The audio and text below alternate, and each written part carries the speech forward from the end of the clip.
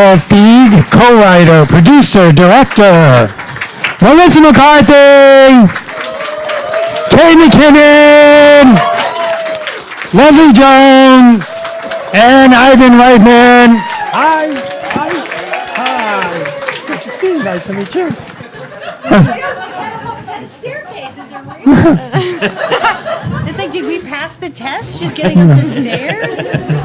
Hi.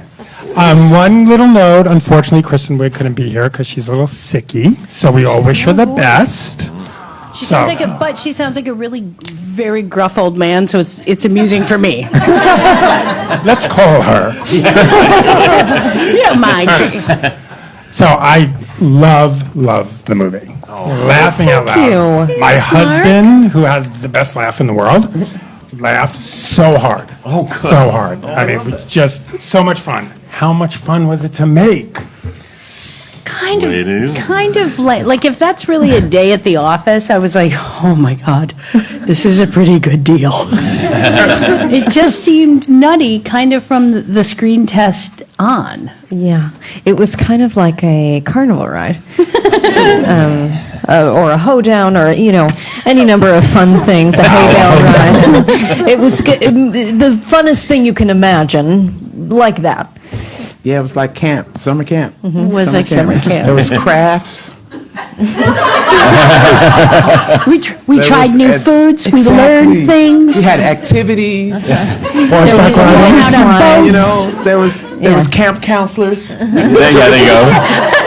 Really, really heavy things on your back. Yeah, we only shot 3 days. The rest of it was activity. The rest was all Productive trust 3 days. exercises and swimming. That's all it was. So, Ivan, I have to ask you, obviously, you've been with Ghostbusters from the very beginning. Why now is the right time for a new Ghostbusters? I think so, and particularly as told by these four extraordinary women. And if you ask me, was it fun? Was it this on the set? It was just remarkable to be there, to watch them, and to see it happening again, and to see it continue.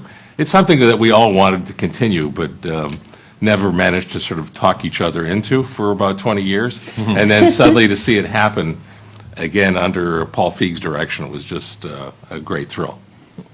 Yes. And Kate and Leslie, since you were going to work with some people who've worked together before, was there a little initiation or hazing going on?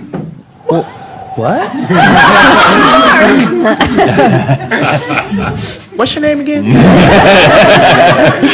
I want you to look at me and tell me when somebody hazed me.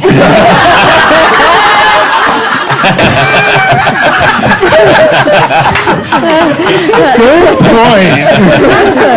Even though I think Melissa wanted to add weight to our packs, like slightly through the whole But shoot. I didn't, and I was very proud of myself. I spent many weeks talking to it's not the best side of me, so maybe I shouldn't be saying this, but I did spend several weeks just obsessing with the idea of adding quite a bit of weight to Leslie's pack, but incrementally every day, putting like some kind of lead weight in it, because she really talked about how heavy the packs were. And the more she would talk about it, the more it would make me giggle, because when she gets mad, she gets funny, although I respect you. And then I went back and forth, and I was like, but if the end of those 2 weeks she finds out that her back is literally killing her and it's me, I don't want to be there. So I did not do it. Every day I was like, Paul, I am a comedian. This is heavy. Why are we waiting? Katie, how do you even start writing a script for such funny ladies? Oh, man. Well, yeah, when Paul first asked me to write it with him, my brain exploded because I loved the original so much. And then, but the second also Paul cast these women, it was a huge sigh of relief because I think they're amazing and make everything funnier. So that made everything so much easier. And then it was just all excitement, And Paul, do you just say action and they just go? Pretty much. I just try to stay out of their way. I mean, we put the script together, which is a nice roadmap, and we know what we need out of each scene, but then how we get there, that's the fun we have of letting these four ladies just kind of go for it. And and we don't go bananas and throw away the script, but at the same time, they are just such masters of making it their own. And then that's why you get that feeling of that you're there in the room with them and these are your friends and you're just watching this happen for the first time. Because a lot of times you are watching it happen for the first time, as was I. I love when he would go dealer's choice. Yeah. And we'd be like, oh, that means we can do what we want. And they did what they wanted. And sometimes he would say it before we actually already started doing it, so. And Kate, did you have any idea what you were saying? The words that were coming out of your mouth, those scientific words, were they real or did you just make them up? I spent a lot of hours looking up the nouns that I was supposed to say, and most of them are real nouns, not really related to one another in real life. But I would try to. It was a mental leap to connect all that stuff. But I love science and junk like that, so it was fun, and these guys helped me memorize it by testing me. It was. I have to jump in here. She is such a scientist in secret. There was even like a line in the script that I remember Kate was like, hey, what if I said something like this? And her joke alt was like another crazy scientific, full of like ridiculous language that I didn't understand. Like she's a secret. She bought a soldering kit. She bought a soldering kit and she made an alarm system. Yes. Yeah. When we were shooting, yes. Well, I was bored on the weekend, and She's like MacGyver. It's not a joke. Yeah, It's not a joke. That. I used not to a solder. joke. I soldered when I was a kid, and I wanted a refresher. You got back in touch with your sensitive soldering side. Right? I was like, what are you doing? Okay, now we're going to open it up to these amazing bloggers who are here in the audience. Someone's going to pass around a mic, so hit it. You're on. Hi, I'm Janice from Mommy Blog Expert and love the movie. You guys are all great. Oh, thanks. And it's so nice to see so many cameos in this movie. So I wanted to know from all of the talent and directors who each of your favorite cameo was in this. Impossible. Yeah. Impossible. It's it too really Sophie's is. choice. Yeah. It just is. You can't, it's an embarrassment of riches to have them even drop by set and give you your blessing and, but to have them not only show up, be happy about it and be like, hey, I want to do something in it. It was heaven from every direction. I could never pick. Ivan, what was it like getting those old guys back together again? Did you just call them and say, come on down, or did you have to do a little begging? You don't What call did- Bill and say, hey, come on. Sort of like hazing Wes. How you gonna call? That's how you're gonna call. Thank you. Good night. Come on, Boom. And I pass out. Exactly. Frankly, this was the easiest ever getting Bill involved. He was such a fan of these four women together and it made known publicly that he was such a supporter of the work that they were going to do. It was relatively easy. It was only 2 phone calls as opposed to a year of work. Next question. Hi, Vanessa from brightandbubbly.com. Hi. So you guys mentioned a little bit about like improvising a lot on the film. I was curious to know if there was any scene that was almost entirely improvised. And also, Leslie, I loved your commentary for Game of Thrones. When we see any commentary on the Blu-ray. Then don't talk to Leslie. I'm storing it so I can watch it all in one. Yes, she Please. won't let me tell her. She won't let me. I think the dancing scene, right, was a lot of improv. That was when in y'all- the when you and interview with Kristen- Chris Hemsworth. Like the wheels The came maquette. off. The bus broke in half. The Yeah. window shut. Like Yeah. Paul has 72 like 18-minute takes of that scene. Like at one point I was like, have we all gone crazy? We're not really making a movie. Well, half of those takes are just you and Kristen laughing. Because Yes. Oh my God. He was so funny. Oh my God. What it's is it funny. like dancing with Chris Hemsworth? Yeah. What is that like? Well, he can't dance well, so. He found his fault. No, he can dance. He was on Dancing with the Stars in Australia. Leslie hasn't seen the movie yet. You got to watch the end credits. Exactly. He can even do that. He can even do that. Like one of the best dancers ever. I do want to tell people out there in Facebook land, you have to stay all the way through to the end credits. Do not get up. Do not leave.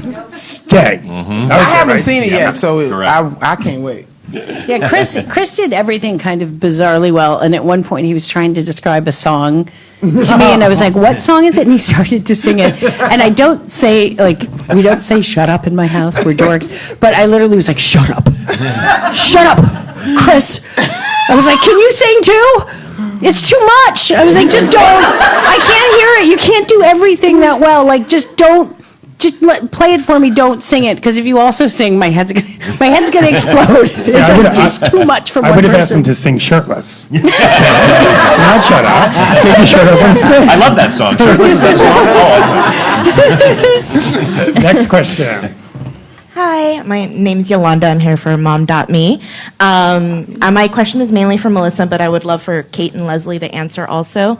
You're a mom of 2 girls, and here you are leading a pack of very empowered, smart women as part of the new Ghostbusters. What does it mean to you to be part of that, especially with your own daughters? And what does it mean for the other women to be a role model to young girls? Because my daughter is super excited to see this. How old's your daughter? She's going to be 9 next month. I have a 6 and a 9-year-old. I have 2 girls. It means the world to me. Every time we put something out into the world where I think they can see themselves and they can think why, and that they won't even have the realization of why wouldn't it be me? Why wouldn't I be the hero? Why wouldn't I be the Ghostbuster? I think that does such incredibly important things, not only to little girls, to little boys, to go, maybe she's my hero. I think it's incredibly impactful, and it's a testament to how Paul sees the world, that he doesn't really see the difference. He doesn't direct a women's movie. He doesn't do that thing of, this is for women, and it's a female banker. What? It's just... He and Katie wrote these 4 incredible characters, and them being women is of no consequence to the movie, and that's the biggest statement we could make. Yeah, and it's exciting for our sons too. I have a 7-year-old son. Who's also a cat. He's a cat. To think of him playing with women action figures and just growing up not thinking of that difference means so much to me. He'll play with them like this.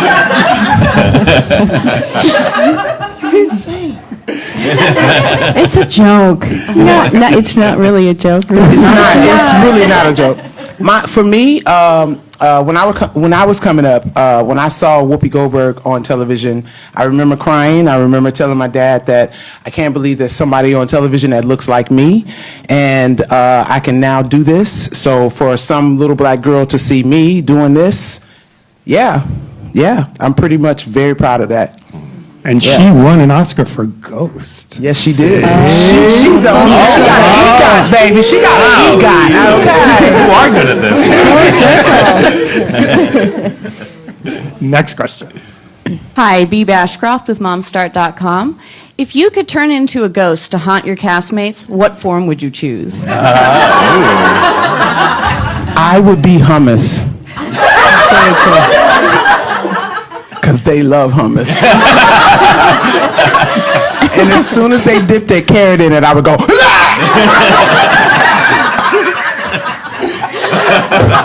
love a bear with hummus. Oh my. Yeah. Every day it was like this on the set. Let me just say that.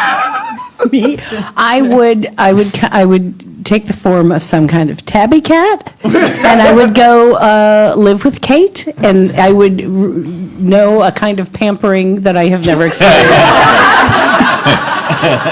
you should see the inappropriate picture she sends me with her cat. Leslie, just covered in diamonds. This is airing live. Yes, I would shower you with affection and play with you and make sure you got enough exercise and all the good stuff. Yeah. Love my cat. Katie, is this all material for the sequel script? Hummus Ghost. I think I'm going to use it for we're developing female baker next. Women take on Wall Street. Next question. Hello, how you doing? Hello, girl. Hey, girl. It's Carla Renata from CarlaRenata'sCorner.com, soon to be CurvyCritic.com. But anywho, Love that. I wanted to ask Leslie, we were talking a little bit, yeah, I know, girl. We were talking a little bit about empowerment and everything, and I just wanted to hear your comments about, being a curvy girl myself. I understand the challenges that people may have trying to get dressed for a red carpet or a special event. So I just want you to speak to that for a second, if you don't mind. Oh, okay. Well, I've been 6 feet tall since the 6th grade, and had a size 10 foot, I think, in 7th. It was always hard for me to find clothes. So for industry not to make clothes for me, the average woman that actually goes into the store and buys them, it kind of pisses me off a little bit. And I'm not saying that nothing wrong with being curvy, because I'm size like 10. I mean, I used to be a 14, so y'all can.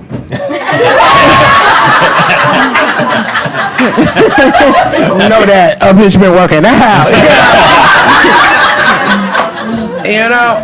But I just like I say, it takes a real designer to design for real women. Real women is who buy your clothes. I mean, I know that there's the Kardashians and all of that mess, but there's only a small percentage of them. The big percentage is us, the real people. And we have to say something. You have to speak up. You have to. You're spending the money. You spend the money to these people. You have to say something. I don't know. Maybe I should shut up.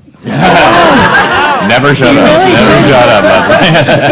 It's a very strange thing. I've always been bewildered that I think 72% of the American population is, I think, a 14 and above, so you don't even fall in that. But that's 72%, and that most stores do not offer it, or if it is, it's up by the tires. Mm-hmm. And I'm always bewildered. What other business goes, oh, is it the majority? Okay, I'm for sure going to keep you out. I mean, I started a clothing line because I couldn't shop. I couldn't get stuff. I had to have all my stuff made, and I thought, this is madness. And it's a great clothing line. Wow, I interviewed her in front of that clothing line. It's amazing. It's under my name, Melissa McCarthy. But it's a crazy thing, and I think the more you speak up about it and say, like, it's not the exception. It's they're expecting everyone to be the exception instead of like, no, we come in every shape, size, color, height, and everything, and they should serve that. I believe that the craziest, wrongest, the most wrong statement that can be made is, that's just how it is. That's just gonna kill us. There's no such thing as that. Stop accepting that. It's not just the way it is. Say something. The worst thing that can happen is they say no.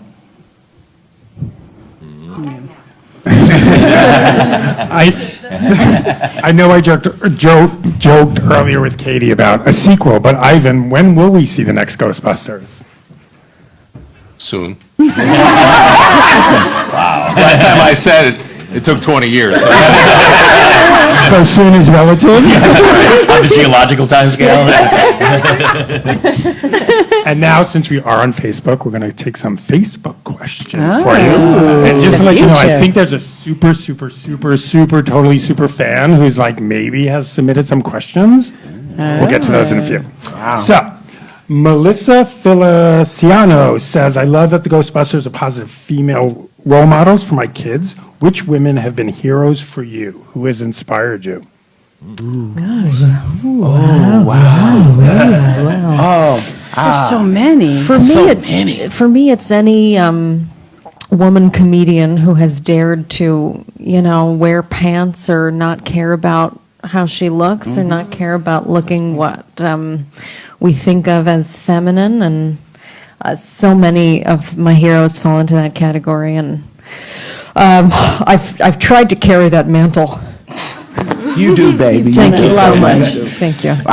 Man, I'm old, so y'all might not know some of these people. No, like Moms Mabley, all of the female, like she said, the female comedians that would go for the joke. Lucille Ball, Carol Burnett. These people stand out to me because they just go for it. Like Melissa. Face. I tell her all the time she got face. She got face, man. I love her. Yeah. I think for me, mine started with my mom. I have a really kind mother that no matter how crazy whatever I wanted to do, if it was reasonable or not, she just said, if you work hard enough, you can do it. And there was never any exceptions to that. And then everyone who put up a kind of a representation of something that I thought, well, that's maybe not, we shouldn't do that. Like all the shoulds and shouldn't. Everybody who ignores that is of great interest to me. Could be politicians, musicians. I mean, there's so many, Madeline Kahn, Gilda Radner, there's so many comedians, but just anybody who says like, I will not be bound by someone else saying what you should and shouldn't do, to me is like, every time I took those little sparks in, and then, I said the craziest thing at 20, I was like, I'm going to be an actor. And my mom said, great, go do that. Just do it well and work really hard at it. And somehow all those little sparks stayed with me long enough, and I thought, why not me? And that's the accumulation of a lot of great women. Mm-hmm. I think this is a question for everyone. We'll start with Katie over here. Erica has a challenge. She said she has a challenge. Wind sprints. How many hot dogs can you eat in 2 minutes? More than you think. Describe the movie in one word.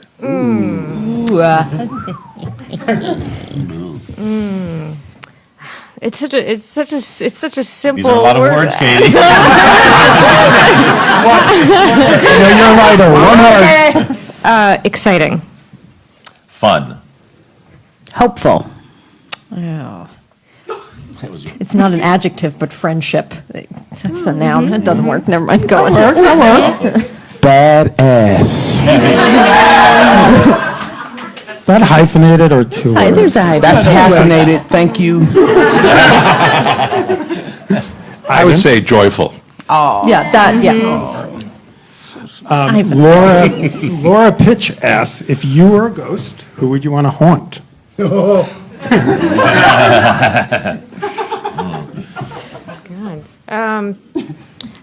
Maybe other ghosts. Just like sneak up behind them and just see what happens. Very meta. Very meta. Every troll on the internet.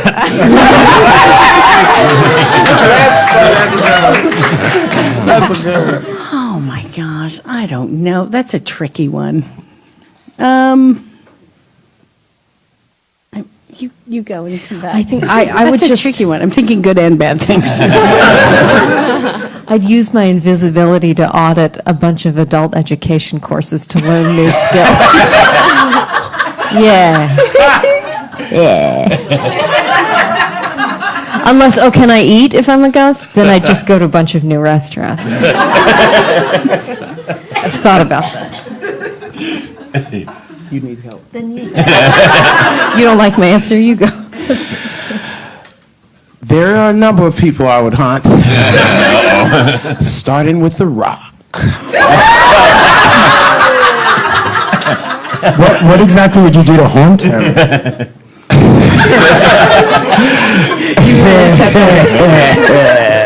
Yeah, that's a long list of people I would, Do you think I'll have their shirts off? Don't you die. You better hope I don't die, Dwayne.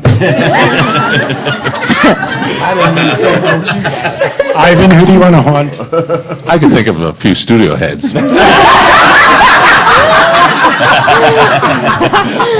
Not Sony. Not Sony. And then this is a question for Paul from Nathan D. Ambrosio. How did you find the perfect actresses to play the characters? We're sitting here, Paul. I know exactly. I didn't get my first choices, so. I can say that because it's not true. No, I mean, look, I've worked with Chris and Melissa, this one over here. What's your name again? And so I know how awesome the two of them are. But then Kate and Leslie just have such unique energies, and putting together an ensemble. Yeah, oh, and look how beautiful they are too. But I had to go, why did the first movie work? It's an amazing story. It's amazingly executed so well, but it's because of those people in that movie were so amazing. And I said, I have to assemble a dream team, a comedy dream team. And it was a pretty easy decision to make because these are four of the funniest people working today, four of the most talented people working today, and I can't imagine not having any one of them in this movie. It's true. He put us through a set of rigorous physical challenges. Oh, yeah. And those that didn't die and scored the highest were chosen. It was on a deserted island, and he chased us with a shotgun.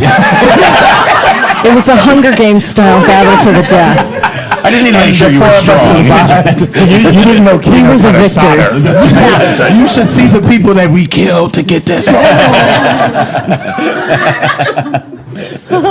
And now this is from a super fan. It's a bunch of questions, actually.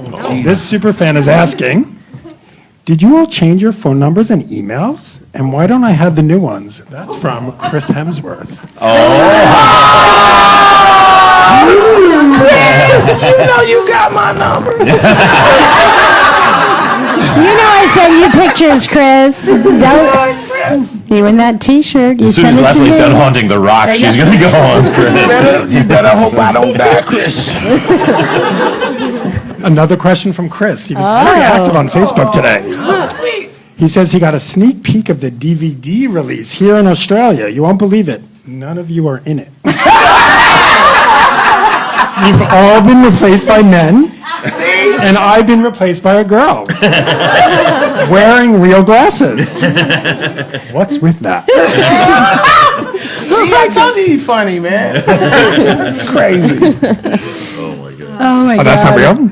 That's not a real DVD release? No. There's a good one coming, though. I think he's a lot of talking extra about the material. original, right?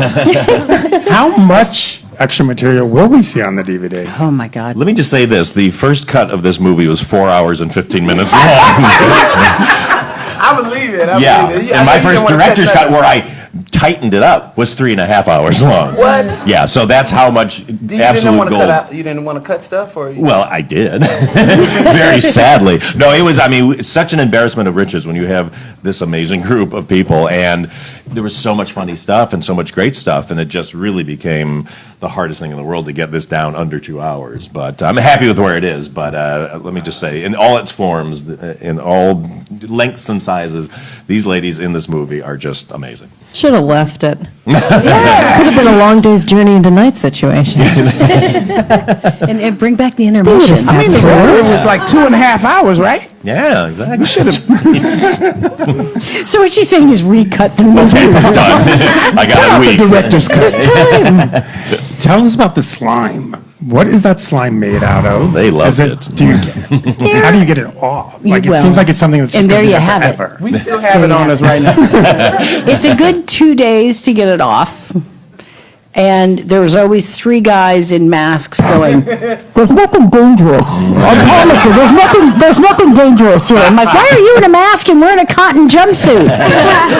But yeah, it goes on, and then it doesn't want to come off, and you can't use water. We found out it reconstitutes and doubles. So it's kind of like if you're washing your hand with liquid soap, and then you go to rinse it with more liquid soap. It just keeps growing like it really is an entity on you. I just kept grabbing one of them and putting them in front of me, so I didn't get some. That's in the movie. You grab Kristen like a human shield and shoved her in front of you. A couple more questions from our bloggers. Who do we got here? Hi, I'm Yvonne with Moms LA. And so you are a comedy dream team. You guys are so funny and so wonderful. What do you say to the people out there who were concerned about women playing these roles? Go see the movie. Go see the movie. Mm-hmm. Even if you're going to hate on it, just get some Twizzlers and some popcorn and some Raisinets and enjoy yourself. At the very least, you'll enjoy the Twizzlers. Just go see it. Go see it. I think you should go see it. I've seen it. It's amazing. Next question. Hey guys, Chris Lee here with Kathy King. This is such a beloved franchise. Everybody has a memory of it from growing up, and now a whole new generation is going to be able to do that thanks to you guys. For you ladies, what is your most memorable moment being a part of this franchise? Gosh, there's a lot. I think for me, and this was sort of a private moment, so I don't know how you'll feel about me sharing it, but the day that we wrapped, we all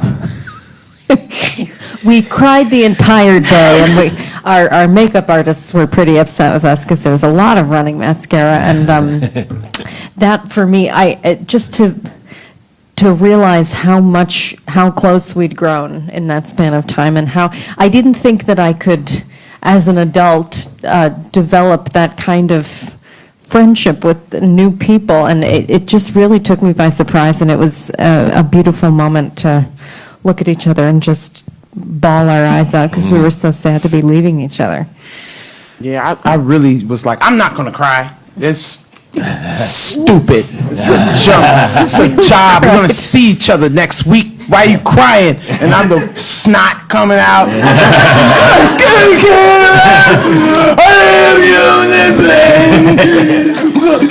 It was a lot of that. On that last day, Ernie was with us, and we were in that poor man. The first time I saw him again, I was like, I want to apologize and let you know we're really not crazy. And he goes, no, it was wonderful. But the first time he was sitting in, and he's lovely, and we're all like, oh my God, he's here, and we're talking. I think Leslie said something, and I heard her voice catch, and I was like, and I can tell, I know without looking at her if she's going, and I'm like, Leslie. We all start insanely crying. Like, it's literally like the band's breaking up. We start crying. Ernie is so lovely and also super uncomfortable because now we have all gotten off our chairs because we were just waiting for a setup. We are now weirdly huddled and bawling together, nuzzling each other. In front of me, he goes, I'm just gonna step out. He leaves the firehouse, comes back in 45 minutes later. We're fine. We're talking. Somebody else says something, and we're like, it's just gonna be. We do it again. He steps out again. It happened 3 times, and I literally, like, when we saw him recently, I was like, I can't tell you enough. We're not nuts. And he's like, no. Why would I think that? That poor man literally just kept being like, I just want to sit down, but these women were But what I love about that is that happened in the actual Ghostbusters firehouse. So that was some kind of sweet about I think that. that's what made it happen. So how many times have you heard when you go to make a phone call, one of your friends, your family says to you, who are you going to call? just you. You're the only one who's done that. The only one. Just you, Mark. No one else. I set myself up for that. Another question from the blogger. Hi, I'm Brienne with The Bragging Mommy, and I had a really serious question for you guys. Do you believe in ghosts in real life? I do. Have you ever seen one? Yes. No, I haven't seen them exactly, but I felt the presence. Ghosts. I have not. My one experience with the paranormal was so lame that Leslie has told me it doesn't even count. I was 8. I had a club in school, the Ghost Hunters Club. It was me and Alexander Moravsky. And there was a pipe sticking out of my elementary school, an empty pipe. We put a stick in the pipe, and it moved.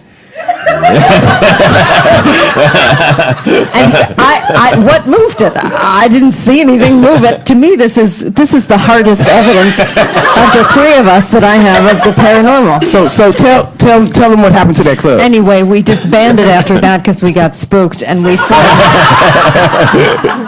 went on to form the Honeysuckle Eaters Club. And that later disbanded because there were pesticides on the honeysuckle. The partner might have died. Yeah. Oh my God. Another question?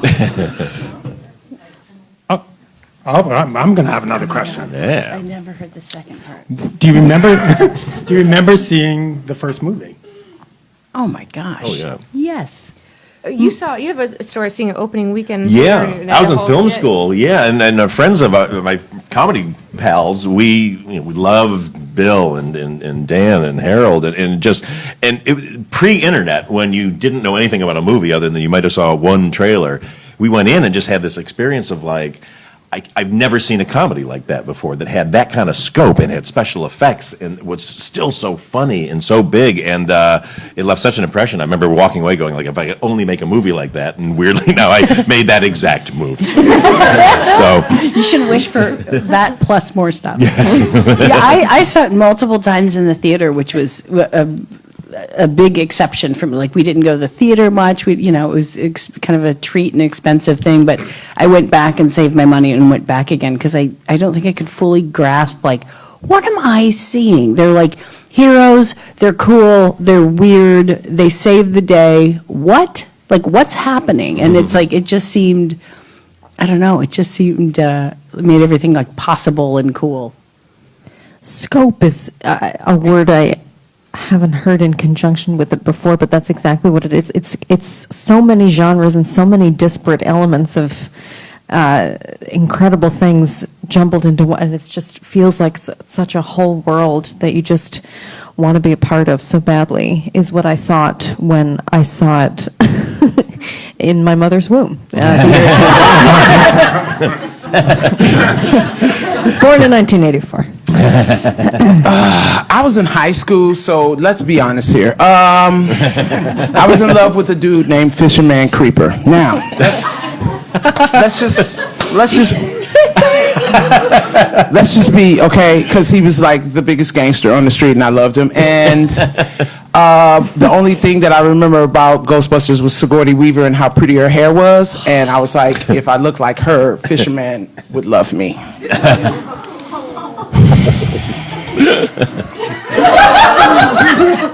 Ultimately, a blessing that you didn't have that Weaver hair back. Crowley? Yeah. Yeah. Fisherman probably still there. Ivan, what do you remember most about the first red carpet? Sorry, What do you remember most about the first red carpet, the first premiere of Ghostbusters? I actually don't remember the red carpet. I remember the first time we screened it, which was about 3 weeks after we finished shooting. I thought I'd just show it without any special effects. I mean, there weren't that many visual effects. And I just wanted to make sure the story worked, and I was really worried about the Marshmallow Man. I thought, wow, I believed in a kind of a domino theory of extended reality, to tell that story, because no one had ever made that kind of film before, and I didn't know what the audience would allow, in terms of that. And really it was one of the best screenings we ever had, even though it had nothing in it. When the Ghostbusters used their proton packs, nothing came out. It was just a bunch of people shaking their stuff. There were actually shots, because the technology was older. There were crew members in a number of the shots, and every place there was visual effects, it would go to black and white. The best part was when Sigourney Weaver opens her fridge in the apartment. It just said "scene missing," and it was the greatest response we ever got to that moment. Because the thing that was in people's heads was way better than anything we could ever come up with.